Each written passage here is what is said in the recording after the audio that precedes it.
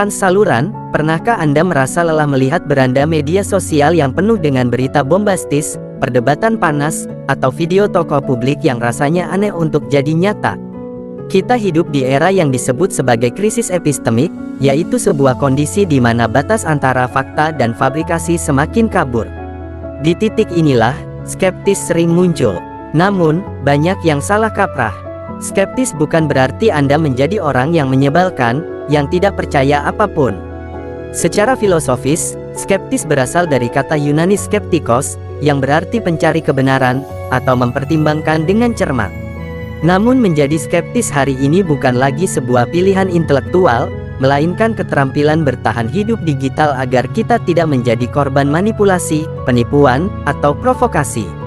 Lantas bagaimana seni bersikap skeptis tersebut? Sekurangnya, dapat disebutkan dengan membangun mental, konfirmasi, verifikasi, dan memperhatikan etika argumentasi. Mari kita lihat bagaimana seni ini sebagai sikap bekerja. Selamat menikmati.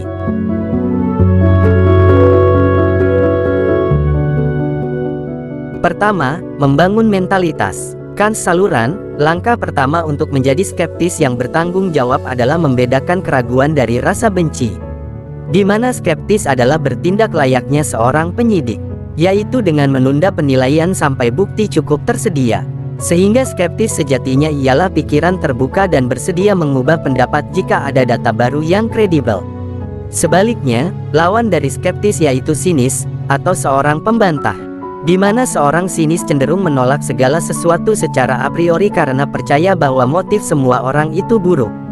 Sinisme hanya akan membawa kita pada apatis dan isolasi sosial.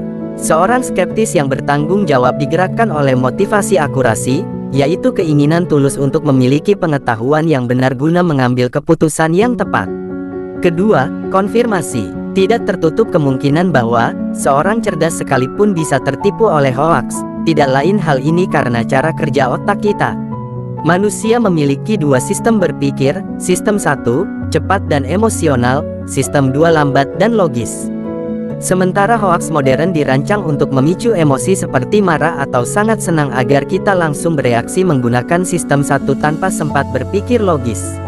Oleh sebab itu, beberapa jebakan mental yang harus kita waspadai adalah mengenali segala bias yang hadir melalui konfirmasi, yang dapat disebut sebagai seni bersikap skeptis kedua dalam saluran ini. Ketiga, verifikasi. Kans Saluran, bagaimana cara mempraktikkan skeptis secara teknis? Berhentilah membaca secara vertikal. Membaca vertikal adalah membaca dengan mengecek kredibilitas dari tampilan situs, logo, atau desain yang profesional. Di zaman sekarang, semua itu sangat mudah dipalsukan.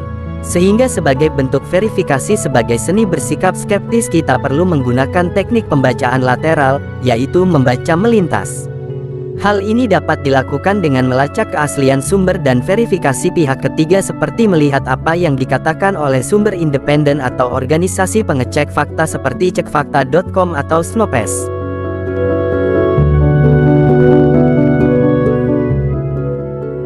Terakhir, membangun etika argumentasi. Kans Saluran, terlepas dari tiga seni menjadi skeptis tersebut, hal yang tidak kalah penting, atau barangkali yang terpenting adalah bagaimana etika bersikap skeptis tersebut. Oleh sebab itu seni menjadi skeptis yang terakhir adalah membangun argumen yang beretika. Di mana menjadi skeptis yang bertanggung jawab juga berarti menjaga etika dalam ruang publik. Jika Anda meragukan pendapat seseorang, seranglah argumennya, bukan pribadinya. Menyerang karakter seseorang hanya menunjukkan bahwa Anda kehabisan data untuk berdebat secara sehat. Dengan itu dapat diketahui bahwa menyerang pribadi adalah bentuk skeptis buta yang tidak bertanggung jawab dan dapat dikatakan inilah sikap yang sinis itu. Kans Saluran, ingatlah bahwa skeptisisme bukanlah sebuah tujuan, melainkan sebuah proses. Tujuan akhirnya adalah kebenaran. Di tengah banjir informasi saat ini, kerendahan hati intelektual sangatlah penting.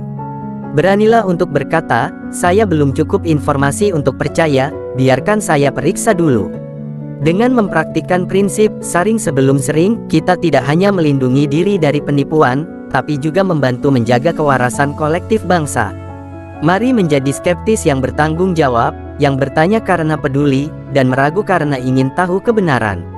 Semoga bermanfaat dan terima kasih.